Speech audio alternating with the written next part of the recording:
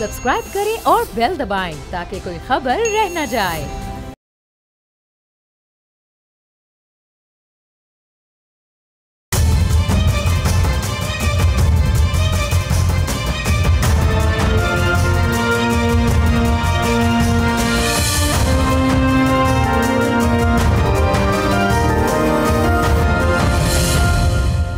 अस्सलाम वालेकुम नाजरीन, बोल्ड रिपोर्ट्स के साथ मैं हूं माहरूख शहरियार। मेरा कलम तो अमानत है मेरे लोगों की, मेरा कलम तो अदालत मेरे ज़मीर की है। इसीलिए तो जो लिखा तपा के जहाँ से लिखा, जभी तो लोच कमा का ज़ुबां तीर की है। मैं कट गिरूँ या सलामत रहूँ, यकीन है मुझे कि ये हिसारे सितम कोई तो गिराएगा। तमाम उम्र की ईज़ा नसीबियों की कसम, मेरे कलम का सफ़र राएगा न जाएगा।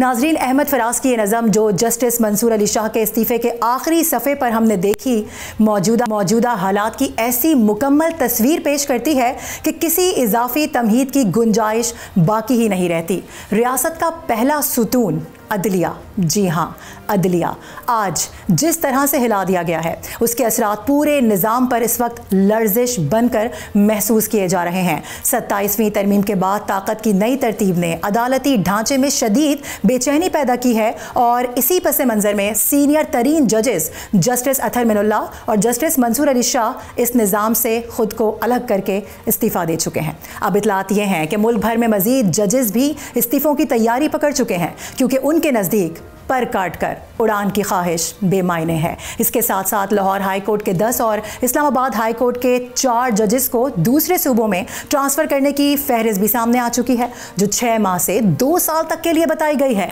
अदलिया तहरीक की आवाज़ें भी अब जोर पकड़ रही हैं और सबसे तशवीशनाक बात तो ये है कि 27वीं आईनी तरमीम को इस शर्त के साथ बंद कर दिया गया है कि आइन में की गई किसी भी तरमीम पर किसी भी अदालत को किसी भी बुनियाद पर किसी भी किस्म का थाने का इख्तियार भी नहीं होगा। ये वो मोड़ है जहाँ पर खामोशी से ज़्यादा ख़तरनाक कोई आवाज़ नहीं। अहम पेशरफ ये भी हुई है कि आज होने वाले फुल कोर्ट इजलास में जजेस ने शिरकत ही नहीं की। सुप्रीम कोर्ट के justice Munib Akhtar, justice Ayesha Malik, justice Malik Shahzad और justice Irfan Saadat supreme court से उठकर चले गए। तमाम तर सूरत हाल पर बात करेंगे। आगे आने वाले दिनों में ये सूरत हाल क्या रुख इख्तियार करेगी और वकला क्या कोई तहरीक चलाने का इरादा रखते हैं। हमारे साथ मौजूद हैं वकास मीर साहब, माहिर आइन व कानूनी उमूर, इसके अलावा हाफिज़ एहसान साहब हमें ज्वाइन कर रहे हैं, माहिर कानून है। बहुत शुक्रिया दोनों का वक्त देने के लिए। हाफिज़ एहसान साहब, सबसे पहले आपकी जानिब आना चाहूँगी। अब ओवरऑल सिचुएशन ज़ाहिर है आपके सामने है। अब इतनी जल्दी में सारे फैसले हुए हैं। गुज़िश्ता रोज़ जो 2 बड़े इस्तीफ़े आए, उसके बाद ही कहा जा रहा है कि इस्तीफ़ों का एक नया सिलसिला शुरू हो जाएगा। सबसे पहले तो ये बताइएगा कि आपको लगता है कि मज़ीद इस्तीफ़े भी आ सकते हैं, क्योंकि इस तरह की बाज़गश्त भी है कि मज़ीद हाई कोर्ट के जजेस हैं जिनका ट्रांसफ़र होना है, और फिर हमें ये भी मालूम है कि अगर ट्रांसफ़र को तस्लीम नहीं किया गया तो फिर वो रिटायर्ड तस्लीम किए जाएंगे। बिस्मिल्लाहिर्रहमानिर्रहीम। मैं 2 चीज़ें आपके सामने रखूँगा। नंबर 1 ये है कि कोई भी जज जो है, जो सुपीरियर कोर्ट का हो या डिस्ट्रिक्ट कोर्ट्स का हो, वो पाबंद है आइन और कानून का, और आइन और कानून को है जो पाकिस्तान की पार्लियामेंट बनाती है और उसके नीचे उसने फ़ैसले करने होते हैं, उसी का उसने ओथ लेना होता है, और वो को अपनी इंडिपेंडेंट राय जो है वो कायम नहीं कर सकता कि ये कानून जो है वो आइन के ख़िलाफ़ है, या ये जो प्रोसेस जो है ये आइन के ख़िलाफ़ है, या इससे एग्जेक्टिव जो है इंटरफेरेंस है, या इसके अंदर एग्जेक्टिव जो है उसकी डोमिनेंसी आई है। अनटिल के अनलेस जो है वो मामला जो है एक कॉन्स्टिट्यूशनल प्रोसेस के अंदर किसी अदालत के अंदर लगे, उसके ऊपर एक बेंच बैठे और बेंच बैठ के दोनों पार्टीज़ को सुन के जो आर्टिकल 10A का कॉन्स्टिट्यूशन की रिक्वायरमेंट है उसके बाद एक फ़ैसला करे, और उस फैसले के अंदर ये है कि आप उस चीज़ को रद्द कर दें या उस चीज़ को एक्सेप्ट कर लें, ये है वो एक प्रोसेस जो है। बट अनफॉर्चुनेटली हमारे जजेस जो हैं उन्होंने जिस तरह इस मामले सारे के अंदर बिहेव किया है कि बग़ैर सुने हुए, बग़ैर इंटरनेशनल प्रिंसिपल्स को फॉलो किए हुए, या जो चल रहे हैं बुनियादी तौर पर जिन 3 चीज़ों पर वो बात करते हैं, वो बात ये करते हैं कि इससे एग्जेक्टिव जो है उसकी डोमिनेंस आई है। दूसरा ये बात करते हैं कि सुप्रीम कोर्ट डिसमेंटल हो गई है, और तीसरा वो ये बात करते हैं कि जो मैकेनिज़्म बनाया है उससे पाकिस्तान के आइन की खिलाफ वर्जी यानी कि बेसिक स्ट्रक्चर की आई है। अगर ये तीनों चीज़ें इतनी ही सेंसिटाइज है तो दुनिया के जितने ममालिक भी हैं उनके अंदर अगर आप अपॉइंटमेंट का प्रोसेस देखें तो कई जगह एग्जेक्टिव करती है, किसी जगह पार्लियामेंट करती है, किसी जगह कांग्रेस करती है। कोई एब्सोल्यूट प्रिंसिपल नहीं है कि जजेस ही अपॉइंटमेंट डिपेंड करे, चूँकि इन्होंने खुद बजाते खुद वो जजमेंट्स दो दे दी जिसकी बुनियाद के ऊपर इन्होंने वो जज लगाए, और उन जज की भी कारकर्दगी जो है वो आपके सामने है कि 2009 के अंदर तकरीबन 110 से ज़्यादा जजेस निकाले गए, और वही वो जजेस हैं जो आज सुप्रीम कोर्ट या हाई कोर्ट के अंदर बैठे हैं। तो आप अंदाज़ा कर लें कि पाकिस्तान का जुडिशल सिस्टम कहाँ बेहतर हुआ। दूसरी जो चीज़ है वो ये है कि क्या जो मॉडल अपनाया गया है कॉन्स्टिट्यूशनल कोर्ट का, क्या पाकिस्तान के अंदर ये नया मॉडल है? ऑस्ट्रिया के अंदर 1920 के अंदर कॉन्स्टिट्यूशनल कोर्ट का मॉडल जो है वो अपनाया गया। दुनिया के 80 ममालिक से ज़्यादा जो है वो कॉन्स्टिट्यूशनल कोर्ट्स बनी हुई हैं। 120 साल इसे हो गए हैं, 105 साल इसको हो गए हैं कि जिसके अंदर ये है कि अदालतों का सिस्टम चल रहा है, और किसी जगह ना ने रिज़ाइन किया, ना ये कहा कि इस इंडिपेंडेंस और जुडिशरी इफेक्ट होती है, ना ये कहा कि एग्जीक्यूटिव की डोमिनेंसी है। तो मैं ये समझता हूँ कि जिसकी बुनियाद पर किया है वो एक हमारी जुडिशरी का एक माइंडसेट था कि जिसके अंदर पार्लियामेंट अगर फैसला करती थी या लॉ पास करती थी, बाज़ दफ़ा वो बगैर नोटिफिकेशन के उसे सस्पेंड कर देते थे, बाज़ दफ़ा जो है कि सस्पेंड करके उसका केस ही नहीं लगाते थे, बाज़ दफ़ा जो है कि आपके सामने देखें कि जनरल मुशर्रफ को इन्होंने कहा कि आप कॉन्स्टिट्यूशन के अंदर अमेंडमेंट भी कर सकते हैं। तो एक इनकन्सिस्टेंसी पाकिस्तान की सुपीरियर कोर्ट के अंदर रही है, और उसकी रिफ्लेक्शन जो है वो आपको उनकी जजमेंट से भी आई है, जिस बुनियाद पर यह कहा गया है ये जो हमारे बड़े ऑनरेबल जजेस हैं इनकी आप जजमेंट्स निकालें। क्या हमेशा से ये पार्लियामेंट की लेजिस्लेटिव कॉम्पिटेंसी के ऊपर या सुप्रीम कोर्ट का काम री राइटिंग ऑफ द कॉन्स्टिट्यूशन या रीडिंग इनटू द कॉन्स्टिट्यूशन, नहीं, इनकी जजमेंट्स नहीं आई, इन्हीं की जजमेंट्स आएंगी। और ये आप 63A देख लें, 62(1)F देख लें, उसके बाद आप रिजर्व सीट्स वाला मामला देखें, इसी सुप्रीम कोर्ट के इन्हीं जजेस ने फैसला किया है ना। तो मैं ये समझता हूँ कि जो इन्होंने किया है कि ये हो सकता ये है कि इनका जो फैसला जो है वो जिस लेवल पर इन्होंने किया, और जजेस को मेरा ख्याल है किसी यूनिटी के अंदर भी नहीं जाना चाहिए, जज को काम करना चाहिए इंडिपेंडेंट के, और अगर वो नहीं समझता कि मैं कर सकता हूँ तो उसका जो एग्जिट है वो इस तरह का जो पॉलिटिकल नैरेटिव को करके और पूरे सिस्टम को टारगेट करके करना, और वो सिस्टम जो है जो दुनिया में जो है 105 साल से राइज है, और सारी पॉलिटिकल पार्टीज 26वीं आईनी तरमीम से पहले सारी पॉलिटिकल पार्टीज कॉन्स्टिट्यूशनल कोर्ट पे दें, और अगर पार्लियामेंट 2010 के अंदर 18वीं तरमीम के अंदर कॉन्स्टिट्यूशनल कोर्ट बनाती, ना सरेंडर करती सुप्रीम कोर्ट के आगे, या 2024 के अंदर पॉलिटिकल फैसिलिटेशन पीटीआई को न की जाती, तो शायद हमारी जुडिशरी के अंदर आज वो पोलराइजेशन या जुडिशल पॉलिटिक्स या जुडिशल कन्फ्रंटेशन नहीं आ रही थी। ठीक है, एहसान साहब साथ ही रहेगा। वकास मीर साहब, अब सबसे पहले तो ये भी बताएगा कि आप कितना सेकंड करते हैं एहसान साहब की बातों को, और दूसरा ये कि आज हमने देखा जब आईनी अदालत के जज लगाए गए अमीरुद्दीन खान साहब, तो नवंबर में वो रिटायर होने जा रहे थे, लेकिन अब जाहिर है उनकी मुद्दत बढ़ गई है, और वो डायरेक्ट नवाज शरीफ साहब ने वो समरी भेजी सदर को, तो वो उनकी एक तरह से अपॉइंटमेंट है। तो आप नहीं समझते कि ये तो डायरेक्टली फिर आप समझें कि अदलिया में मुखालिफत हो गई है एग्जीक्यूटिव की, जो कि यकीनी तौर पर आईन और कानून के खिलाफ ही है? तो इस पर भी बड़े सवालात उठ रहे हैं, इसको किस तरह में देख रहे हैं? देखिए, जो हाफिज साहब ने ये बात की है कि पाकिस्तान की तारीख अगर आप उठा के देखें तो उसमें सिर्फ आप ये नहीं कह सकते कि अदलिया की आज़ादी हमेशा सल्ब करने के लिए एक्शंस लिए गए हैं। बहुत से सवालात अदलिया के रोल पे भी उठते हैं, और मेरा ख्याल है कि ये खुशाइन बात है कि कई दफ़ा अदलिया के अंदर से भी लोगों ने इसके ऊपर सवाल उठाए कि अदलिया का क्या रोल रहा है। सो ये एक चलती बहस है जिसमें मेरा नहीं ख्याल कि हम कुछ भी हासिल करते हैं अगर हम ये कह दें कि तब पूरी अदलिया एक तरह सोचती है या सारे जज एक किस्म के होते हैं। जो चीज़ आइन और कानून और उसके इर्द गिर्द के मुहर्रिकात को दिलचस्प बनाता है रिसर्च और पढ़ने के लिए और उसे सीखने के लिए, कि वो यही चीज़ होती है कि एक शख्स के मुख्तलिफ नुक्ता नज़र हो सकता है एक ही डॉक्यूमेंट को पढ़ते हुए, और मुख्तलिफ अदवार में मुख्तलिफ जजेस के मुख्तलिफ नुक्ता नज़र होते हैं। इस बात से बिल्कुल मुत्तफिक हूँ कि आइन में आखिरी हर्फ क्या होना चाहिए, इसका आखिरी फैसला पाकिस्तान की पार्लियामान को करना चाहिए, ना कि अनइलेक्टेड बॉडीज़ को, फॉर एग्ज़ाम्पल जजेस। सो इस चीज़ पे तो मेरा ख्याल है हम सबको वाज़े होना चाहिए। और जो रावलपिंडी बार का फैसला था वो मैं कुछ जगह पहले भी कह चुका हूँ कि वो बदकिस्मती थी कि सुप्रीम कोर्ट ने अपने पास वो इख्तियार रखा कि आइन में वो ऐसी जो जिससे वो अग्री नहीं करते उनको वो गैर आइनी करार दें। ये दुनिया की जमहूरियतों में कहीं नहीं होता, सिवाय एक दो के जिनमें हिंदुस्तान भी शामिल है, और उससे हमेशा मसाइल बढ़े हैं। आइन में जो भी मसाइल हों उनको बातचीत के ज़रिए और सियासत में बातचीत के जरिए हमेशा हल किया जाना चाहिए। लेकिन दूसरी बात, डू यू थिंक सो कि अब बातचीत की कोई गुंजाइश रही है? क्योंकि हम देख रहे हैं कि जितने भी सीनियर जजेस हैं उन तमाम लोगों को इस आइन पर, इस तरमीम पर इख्तलाफ है। और हमने देखा कि आज जब ये तकरीब हलफबरदारी हो रही थी, इसके अलावा जो फुल कोर्ट बुलाया गया उसमें किसी सीनियर जज की जानिब से सुप्रीम कोर्ट के नहीं शिरकत की गई, बल्कि वो वहाँ से चले गए। देखिए, इस पे तो मैं कयास राय नहीं करना चाहता कि किसके इस्तीफे आ जाएं, वो तो उन लोगों का फैसला होगा जो कि उनकी नज़र में मोटिवेटेड होगा बाय देयर प्रिंसिपल्स और बाय देयर पर्सपेक्टिव्स। तो उस पर तो कोई सही या गलत राय मेरा ख्याल है कोई नहीं कह सकता कि मेरी राय बतौर तज्जियाकार सही है या गलत है। जिसने इस्तीफा देना होता है उसकी नज़र में जो फैसला होता है वो उसने करना होता है। ज़्यादा दिलचस्प चीज़ ये ज़रूरी है सोचना कि ये हो क्यों रहा है, जिसमें आपने सही फरमाया कि बदकिस्मती से अभी ये लग रहा है कि गुफ्तगू नहीं हो रही, मगर उसका हल गुफ्तगू ही है। अगर आप खुतूत भी पढ़ें जो जजेस के आए हैं माजी करीब में, तो उसमें भी यही बात की गई है कि अच्छा वो बातचीत उस तरह से नहीं हो रही। अब क्या वो पूरी सच्चाई है या चीफ जस्टिस साहब का अपना नुक्ता नज़र है कि उन्होंने कोई कोशिश की जो कि उनकी नज़र में प्रॉपरली रिसीव नहीं की गई या कामयाब नहीं हुई, उसके बारे में कयास आराई मैं नहीं कर सकता, बिकॉज ये कोर्ट की अंदरूनी मामलात होते हैं। सो दैट्स नॉट प्रोडक्टिव और इंटरेस्टिंग। बट ये चीज़ ज़रूरी है और मेरा ख्याल है तमाम लोग इस चीज़ पे मुत्तफिक होंगे कि अगर हम इसको एक मसला समझते हैं तो उसका हल बातचीत ही है। ठीक है, बातचीत इसका हल है, आप ये कह रहे हैं। और यही सवाल मैं हाफिज़ साहब से भी करना चाह रही हूँ। हाफिज़ साहब, अब ऑब्वियस सी बात है, अब हमने देखा कि रीसेंट पास्ट के अंदर जिस तरह से खतूत आए, उन्होंने मंसूर अली शाह की जानिब से भी ख़त आया, इसके बाद हमने देखा कि जो मुख्तलिफ जजेज़ हैं उनकी जानिब से भी ख़त लिखे गए हैं, उसमें वो यही कह रहे हैं कि कम अज़ कम आप फुल कोर्ट बुलाएं, बातचीत करें। अच्छा, ये फुल कोर्ट के हवाले से जो कहा जा रहा था वो आप नहीं समझते बहुत पहले बुला लेना चाहिए था? अब कल सारी चीज़ें हो गई हैं, ये तकरीबन तरमीम को हतमी शक्ल दे दी गई है, वो पास हो गई है। आज फिर हमने देखा कि नए जजेस की तैनाती भी हो गई है, फिर दोपहर में फुल कोर्ट का कोई मकसद बनता है? डू यू थिंक सो कि इसका फिर कोई मतलब निकलता है या इसका कोई फ़ायदा होता? देखें, एक तो ये है कि फुल कोर्ट वो होता है कि जो आपकी 26वीं आइनी तरमीम से पहले था।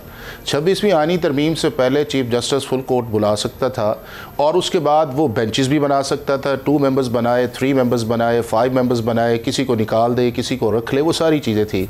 उसके बाद प्रैक्टिस एंड प्रोसीजर जब आया तो पाकिस्तान की सुप्रीम कोर्ट ने प्रॉस्पेक्टिवली उस फैसले को कहा कि जी हमें मास्टर ऑफ रोस्टर जो है वो चीफ जस्टिस ही होना चाहिए और पार्लियामेंट का एक लॉ जो है उन्होंने सस्पेंड कर दे, जो दुनिया में किसी जगह नहीं होता कि जी आप अभी एक लॉ बना ही नहीं है, आपने उसकी लीगैलिटी या इलीगैलिटी को चेक ही नहीं किया। इवन ये एक लॉ बन भी जाए तो उसके खिलाफ स्टे ऑर्डर नहीं आप दे सकते जितनी देर तक आप उसे कुली तौर पे कलअदम करार ना दें कि ये फला आर्टिकल जो है उसकी वायलेशन जो है।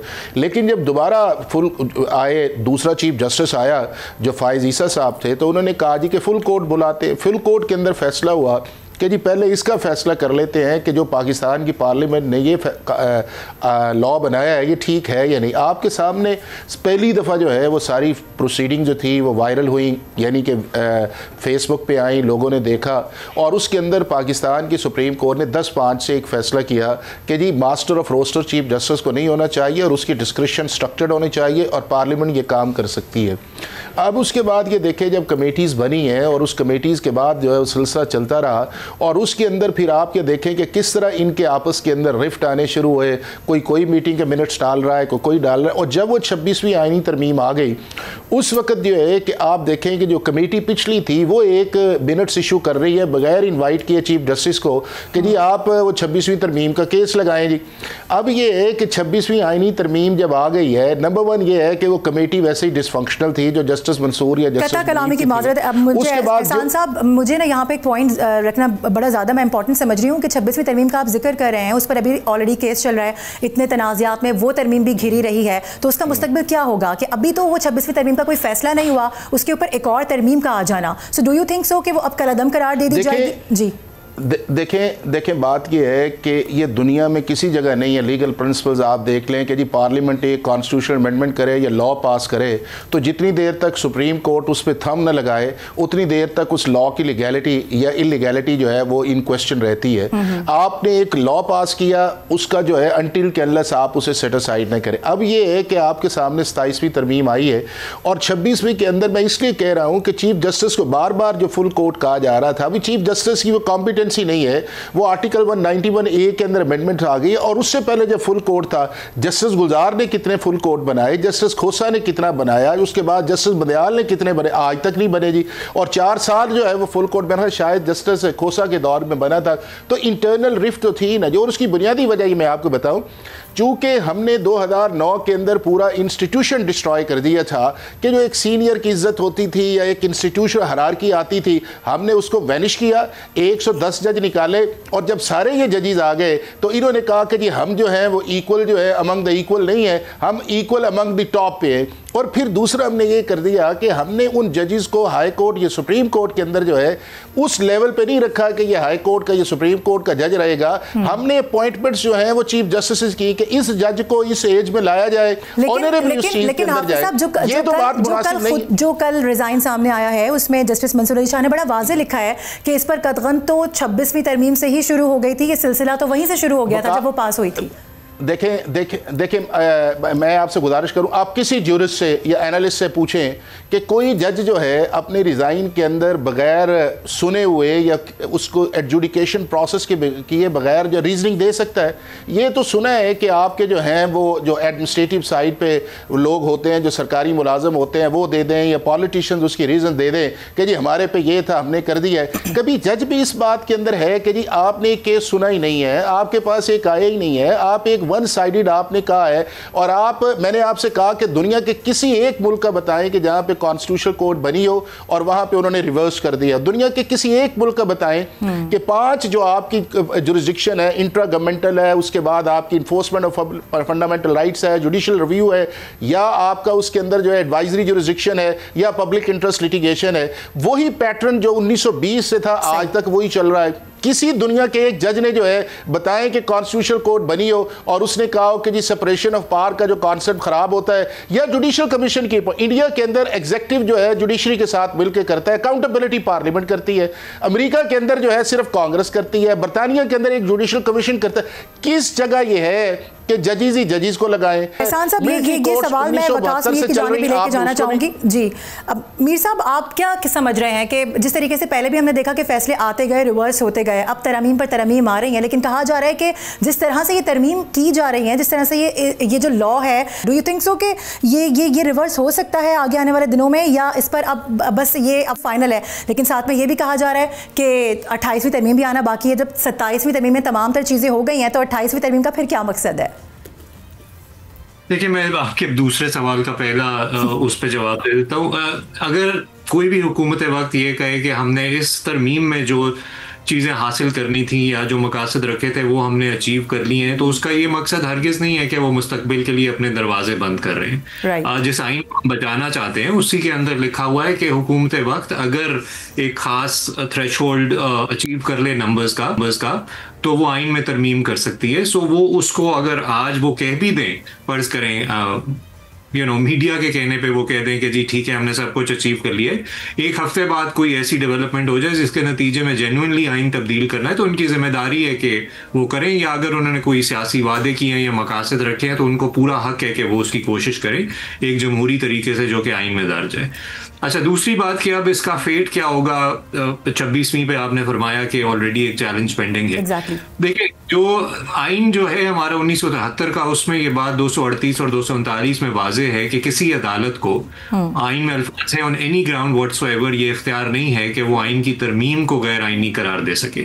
हुआ ये कि हिंदुस्तान में एक डॉक्ट्रिन है जो कि सुप्रीम कोर्ट ने इंदिरा गांधी के खिलाफ जब मुकदमे हुए, जब इंदिरा गांधी ने आइनी तरमीम की, तो उन्होंने एक बेसिक स्ट्रक्चर डॉक्ट्रिन इजाद की बुनियादी तौर पे, और उन्होंने कहा कि आइन की एक बुनियादी रूह होती है जो कि तरमीम से बढ़कर होती है, और कुछ तरमीम ऐसी होती हैं जो कि उसकी बुनियादी रूह को बदल दें, और अगर वो बुनियादी रूह को बदल रही है तो वो तरमीम नहीं है, वो कुछ और है, उसका इख्तियार मुकन्नना के पास नहीं होता। ठीक है। सो ये बात पाकिस्तान में आहिस्ता आहिस्ता की गई मुख्तलिफ केसेस में, और बदकिस्मती से जो रावलपिंडी बार केस है जिसमें 18वीं और 21वीं तरमीम का फैसला किया गया, वहाँ पे सुप्रीम कोर्ट ने ये कह दिया कि इवन दो मिलिट्री कोर्ट्स जो हैं वो आइन की बुनियादी रूह के मुखालिफ नहीं है, हमारे बेसिक फीचर्स के खिलाफ नहीं है, या आप उसको बेसिक स्ट्रक्चर या बुनियादी ढांचा कह लें, लेकिन एक बुनियादी ढांचा है, और उसको सामने रखते हुए सुप्रीम कोर्ट आइनी तरमीम को गैर आइनी करार दे सकता है अगर वो उस बुनियादी ढांचे की खिलाफ वर्जी करें। अब इसमें सबसे पहली बात यही है कि ये एक जमहूरी सवाल है जो हर शहरी को अपने आप से पूछना चाहिए कि जब ये आइन लिखा गया था तो जिन लोगों ने आइन बनाया था आपके ख्याल में वो क्या सोच रहे थे कि जब पाकिस्तान के आइन या अवाम से पूछा जाए कि आपके आखिरी हर्फ क्या होना चाहिए तो अवाम क्या चाहेगा? क्या वो ये चाहेंगे कि कोई भी अनइलेक्टेड फोरम जिस तरह जजेस होते हैं वो ये डिसाइड करें कि आइन के अंदर क्या जाएगा और क्या निकलेगा, या वो लोग आइन पे आखिरी हर्फ हों हमारे मुंतखब नुमाइंदगान जिनसे अगर हम इख्तिलाफ करते हैं तो हम उनको अगले इलेक्शन में वोट ना दे के हुकूमत से बाहर कर सकते हैं। सो हर डेमोक्रेसी यही होता है कि अगर आपको आईनी तरमीम पसंद ना आए तो आप अगले इलेक्शन में दूसरी पार्टी को वोट दे दें। ठीक है। अब जो लेटेस्ट आईनी तरमीम है इसने रावलपिंडी बार वाले केस की कंट्रोवर्सी को भी एड्रेस करने की कोशिश की है, जो कि मेरा ख्याल है कि एक मुस्बत कदम है। आइन में ये अल्फाज ऐड किए गए हैं कि notwithstanding any judgment of any court, यानी इस चीज से फर्क नहीं पड़ेगा कि एक फैसला पहले आ चुका है।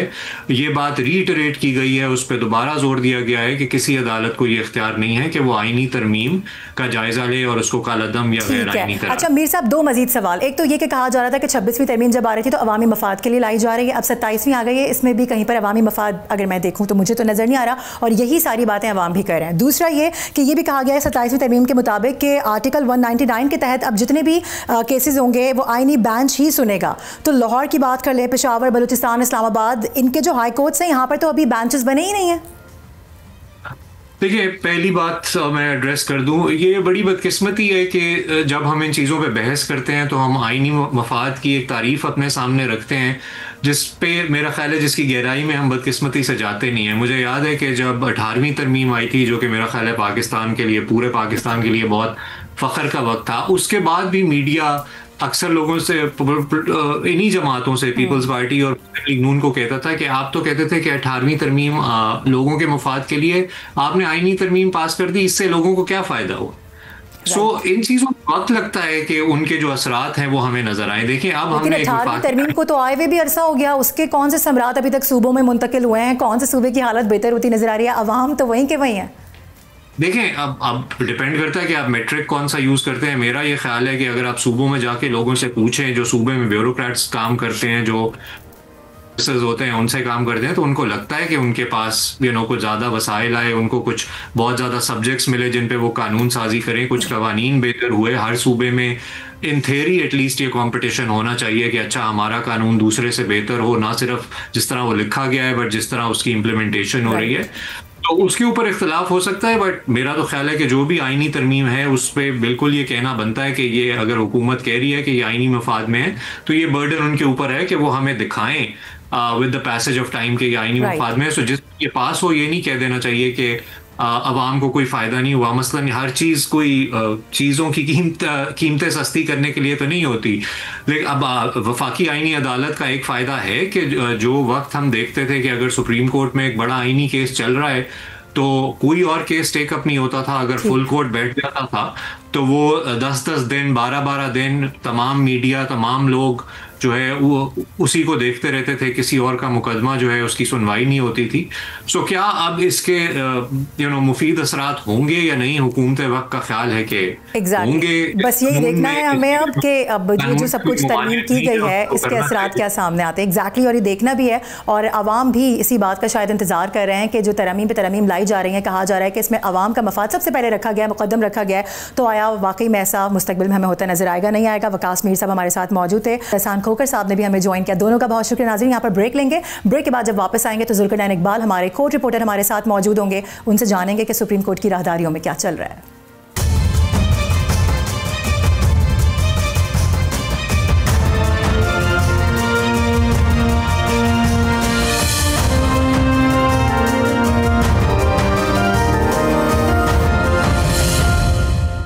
वेलकम बैक नाजरीन। अहम उमूर पर गुफ्तगू हो रही है, क्या होने वाला है आगे आने वाले दिनों में? 27वीं तरमीम क्या कोई बहरान लेकर आएगी या मुल्क में कोई सुधार पैदा करेगी? इसी तमाम तर सूरत हाल पर हम गुफ्तगू भी कर रहे थे। इस वक्त हमें ज्वाइन कर चुके हैं जुल्करनैन, हमारे कोर्ट रिपोर्टर हैं, उनसे बात करेंगे।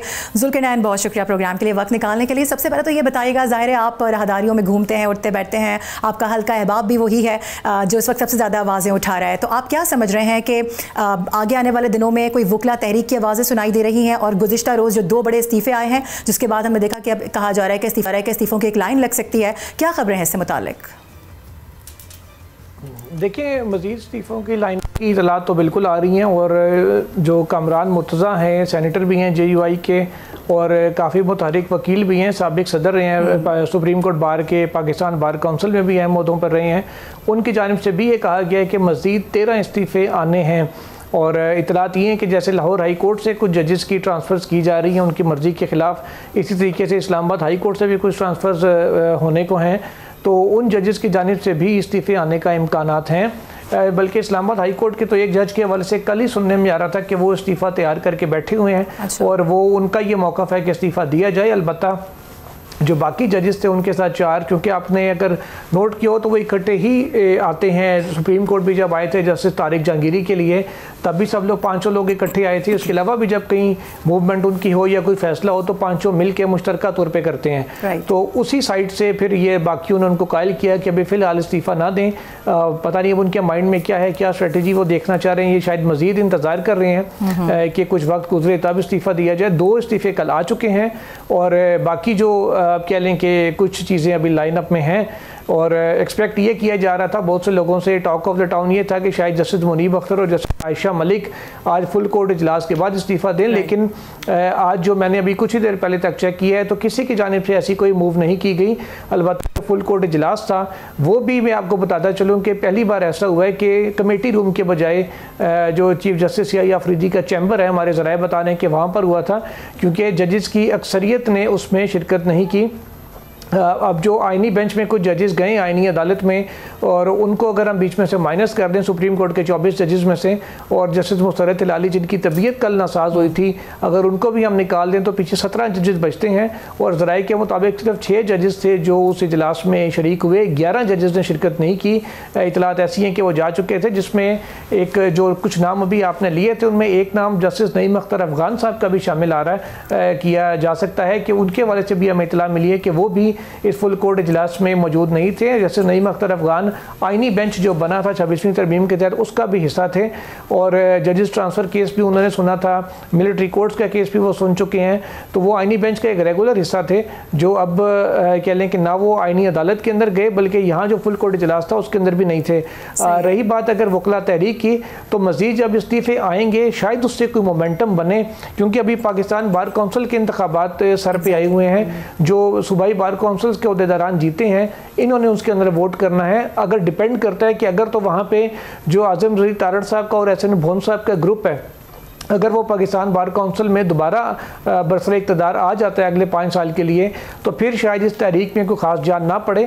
लेकिन अगर जो उनके ओपोनेंट्स हैं, हामिद खान साहब का ग्रुप है या ILF है, अगर ये लोग कुछ सरप्राइज़ देने में कामयाब होते हैं या मेजॉरिटी हासिल कर लेते हैं पाकिस्तान बार काउंसिल में, तो फिर कभी इम्कानात इस बात के मौजूद हैं कि शायद वकला के अंदर एक नया जोश आए कि वो एक बड़ा बुर्ज गिराने में कामयाब हो गए। वकला तहरीक की बात कर लें तो उसमें भी हमने देखा कि जस्टिस अतहर मिनुल्लाह बहुत ज़्यादा लीडिंग रोल उन्होंने प्ले किया है। तजाद हसन साहब थे, आसमा जहांगीर थी, अली अहमद कुर थे, हामिद खान थे, ये सारे वो वकला वो जजेस थे उस टाइम के जिन्होंने बड़ा लीडिंग रोल प्ले किया था। और इस तरह की खबरें भी मौसूल हो रही हैं, आसपास सुनाई दे रही हैं कि इनकी भी दोबारा से मीटिंग्स हुई हैं, ये आपस में मिले हैं, कोई वकला तहरीक के हवाले से कोई गुफ्तगू आगे बढ़ाई जा रही है। आपके जो ज़राए हैं वो इस हवाले से क्या बता रहे हैं? देखिए, वैसे तो कुछ मतलब मखदूम अली खान साहब और दीगर कुछ वकला की मुलाकातें ज़रूर इन जजेस के साथ हुई हैं पिछले 1-2 दिन में, लेकिन अभी ऐसा कोई तहरीक के हवाले से प्लानिंग की इतला अभी तक हम तक नहीं पहुंची कि कोई तहरीक प्लान की जा रही हो इन जजेस की जानिब से, क्योंकि पहले तो ये लोग थे वकला, पहले इनका स्ट्रेचर डिफरेंट था। खासकर अतहर मिनुल्लाह साहब का, ये साबिक चीफ जस्टिस इफ्तिखार चौधरी साहब के तर्जुमान थे उस तमाम तर वकला तहरीक के अंदर। अब वो क्योंकि उनका स्ट्रेचर डिफरेंट है, वो एक हाई कोर्ट के चीफ जस्टिस रह चुके हैं, सुप्रीम कोर्ट ऑफ पाकिस्तान के जज रह चुके हैं। अब वो सड़क पे आके उस तरीके से ना नारे लगाएंगे ना वकला को मुतहरिक करेंगे। अलबत्ता जो सेमिनार्स वगैरह ये करेंगे, बार रूम्स में जो इजलास होंगे, जो तकरीबात इनकी होंगी, उनके अंदर ये जाके रूल ऑफ लॉ और दीगर मामलात पे, फंडामेंटल राइट्स पे, 27वीं तरमीम के ख़िलाफ़ अपना जो ओपिनियन है वो तकारीर की सूरत में ज़रूर देंगे। जैसे पहले भी इफ्तिखार चौधरी साहब और बाकी लोग जो जजेस थे साबका उस वक़्त के, जो ज़ेर-ए-ताब थे वो जाकर दिया करते थे। अब क्योंकि वो अब जज नहीं रहे तो वो उस तरह से उनके ऊपर पाबंदियाँ नहीं रहीं कि कोड ऑफ कंडक्ट की है बाकी, तो वो उन तकरीबात में जाकर तो जाते हुए हमें ज़रूर नज़र आएंगे। लेकिन अगर हम ये एक्सपेक्ट करें कि वो शायद सड़कों पर निकल के तो जुलूसों की क़ियादत करेंगे, वो फ़िलहाल मुझे पर्सनली ये मुमकिन होता नज़र नहीं आ रहा। कम से कम उस वक्त तक जब तक पाकिस्तान बार कौंसिल के इंतखाबात नहीं हो जाते और स्ट्रीट मूवमेंट वकला की जानिब से शुरू नहीं की जाती। इसमें एक इंपॉर्टेंट चीज़ आपको ये भी बताऊँ कि वकला की तहरीक में और सियासी जमातों की तहरीक में बड़ा फ़र्क होता है। सियासी जमातें तो एक दिन कॉल दी और सारे लीडर वहाँ पहुँचने की कोशिश करते हैं, रुकावटें तोड़ के जाएंगे, कुछ भी करेंगे। वकला की तहरीक अगर आप 2007 वाली भी देखें, उसके लिए पूरा मोमेंटम बनाने की कोशिश की जाती है। पहले मुख्तलिफ शहरों में जो वकला के कन्वेंशन मुनक्किद होते हैं, मुख्तलिफ बार कौंसल्स के अंदर जो हॉल हैं कचहरियों के, डिस्ट्रिक्ट कोर्ट्स के, हाई कोर्ट्स के, वहाँ पे जो बार एसोसिएशंस हैं वो इजलास वो उसमें होते हैं, पूरे एक सेमिनार होता है, माहौल बनाना चाहते हैं, मोमेंटम बनता है, रैलीज निकलती हैं, उसके बाद वो किसी एक तहरीक की जानिब आते हैं। तो ये अमूमन 1 से 2 महीने इस चीज़ के अंदर उनको मोमेंटम बनाने में लग जाते हैं। ये सारी चीज़ें डिपेंड करती हैं आने वाले दिनों में हालात क्या बनते हैं और क्या रिजल्ट आता है सूबाई बार काउंसिल्स का और मरकजी जो पाकिस्तान बार काउंसिल है उसका, और कितने जजेस के इस्तीफे आते हैं, और आगे सबसे बढ़कर ये कि हुकूमत इस इशू से डील कैसे करती है वो तयन करेगा कि वकला की तहरीक में कुछ जान पड़ेगी या तहरीक शुरू हो भी सकेगी, या 26वीं तरमीम के खिलाफ जैसे ऐलान किया गया था अली अहमद कुर्द साहब और दीगर की जानिब से नहीं छड़ांगे तहरीक का, वो नहीं छड़ांगे तहरीक में, और तहरीक ही छड़ दी गई उनकी जानिब से। वो तहरीक सर ही नहीं उठा सकी, चंद उनके सेमिनार तो जरूर हुए थे, इसकी वजह क्या थी ज़ुल्करनैन, आपने क्या पाया? वो जो तहरीक थी जिसके हवाले से इतनी बातें हो रही थी, सोशल मीडिया पे हमने देखा बड़ी कैंपेन्स भी चलाई गई थी, क्यों नहीं फिर वो तहरीक उठ सकी थी? देखिए उसकी वजह यही थी कि जो रिस्पांस वो उस लेवल का चाह रहे थे वकला कम्युनिटी की जानिब से वो शायद उनको मिला नहीं। बड़े लीडर तो सारे थे, लेकिन जो कह लें कि आगे नौजवान वकला थे उनको उस अंदाज में वो कायल नहीं कर सके थे निकालने पे, क्योंकि 2007 में और आज में देख रहे तकरीबन 18 साल का फ़र्क हो चुका है। इन सब की उम्रें 18 साल ज़्यादा हो चुकी हैं, तब से अब वो कह लें कि बुढ़ापों की स्टेज के ऊपर आ गए हैं कि वो उस अंदाज में एक्टिव खुद नहीं हो सकते। आगे शायद वो इतना टीम नहीं बना सके या मोमेंटम उस तरह का गेन नहीं कर सके। अभी भी वो कह रहे हैं कि तेल देख रहे हैं और तेल की धार देख रहे हैं, जिसके बाद ये फैसला होगा कि वकला तहरीक कोई बननी भी है या उठनी भी है या नहीं, या ये भी 26वीं तरमीम के खिलाफ जो नहीं छड़ांगे तहरीक थी उसकी तरफ सर उठाने से पहले ही दोबारा बैठ जाएगी। ज़ुल्करनैन, लास्ट ये पूछना चाहूँगी, आप जो खुद देख रहे हैं वो वकला का रुझान क्या देख रहे हैं? ये जो 27वीं तरमीम आई है इसके बाद उनके क्या मौक़िफ़ सामने आ रहे हैं? वो एक्सेप्ट कर रहे हैं इसको, खासतौर पर अगर बात की जाए नौजवान वकला के हवाले से, क्योंकि आपने भी नौजवान वकला के हवाले से ही बात की कि वो उस तरह से मोमेंटम में नहीं शामिल हो सके थे, वो मोमेंटम बन नहीं पाया। देखिए अब जो 27वीं तरमीम आई है इसके हवाले से तो जो रिजनमेंट है वो काफ़ी ज़्यादा है, वकला में तशवीश काफ़ी पाई जा रही है। आप जिस भी सीनियर वकील से बात करें सभी ये कहते हैं कि ये तो मामला काफ़ी ख़राब हो गया है और अदालतों के एक तरह से एग्जेक्टिव के मातहत दे दिया गया। वकला का ओवरऑल जनरल मौक़िफ़ तो ये है, लेकिन अगेन ये सारी चीज़ें डिपेंड करती हैं कि अब जैसे बार काउंसिल्स का रिज़ल्ट आया है, पंजाब बार काउंसिल का लाहौर की बताया जा रहा है कि 14 में से 20 नशिस्तें, 20 में से 14 नशिस्तें ऐसी हैं जो हुकूमत के खिलाफ जिन पर फैसला आया है। तो गुजरांवाला में भी कुछ इसी किस्म के नताइज आए हैं जो ओवरऑल वकला की जानिब से वोट डाले गए हैं। अगर ये मोमेंटम इलेक्शन वाला कैरी कर गया पाकिस्तान बार काउंसिल तक तो फिर सूरत हाल यकसर जो है वो मुख्तलिफ हो सकती है, फिर टफ टाइम हुकूमत के लिए बन सकता है। वो मौका होगा कि जब वकला में एक नई जान पड़ेगी और वो इस तहरीक को कह लें कि लीड करने की, इस तहरीक को शुरू करने की पोजीशन में आ सकेंगे। अभी फिल वक्त तो कह लें कि जो क्या सराइयाँ वो तहरीकी हो तो रही हैं, लेकिन अभी मोमेंटम ऐसा नहीं बना। तशवीश का इज़हार 27वीं तरमीम पे ज़रूर है। नौजवान वकला हों चाहे वो सीनियर वकला हों, जैसे मखदूम अली खान ने बतौर member law and justice commission वो भी इस्तीफ़ा दे दिया अपना। उन्होंने भी कहा कि अब मामला अदालत के वैसे नहीं रहे कि कानून की इस्लाह, उन्होंने कहा कि आज़ाद अदलिया के बगैर मुमकिन नहीं है, बदलिया क्योंकि आज़ाद उनके मुताबिक नहीं रही, इसलिए कानून की इस्लाह के लिए जो कमीशन बना था उसकी मेंबरशिप भी वो नहीं रखना चाहते। तो मखदूम अली खान साहब के हवाले से कहा जाता था कि 26वीं तरमीम के आर्किटेक्ट है, ये टॉक ऑफ द टाउन था यहाँ पे। उनकी जानिब से ही 26वीं और 27वीं दोनों तरमीमों के ऊपर एहतजाज करना भी इस चीज़ को जाहिर कर रहा है कि अब जो वकला की थॉट है वो 26वीं से वाली नहीं रही, थोड़ी सी उसमें तब्दीली ज़रूर आई है, लेकिन अगेन वो स्ट्रीट मोमेंटम गेन करने में वो वकला की जानिब से किया जा रहा है। ज़ुल्करनैन, साथ रहने के लिए बहुत शुक्रिया। आगे आने वाले ये मोमेंटम बनता है नहीं बनता, वकला तहरीक बनती है नहीं बनती, बहरहाल दुआ यही है कि जो भी फैसले हुए हैं वो पाकिस्तान के लिए, इस रियासत के लिए, इस मुल्क के आवाम के लिए बेहतरीन साबित हों। प्रोग्राम का वक्त नाज़रीन अपने ख़त्म को पहुँचा है। अल्लाह हाफ़िज़।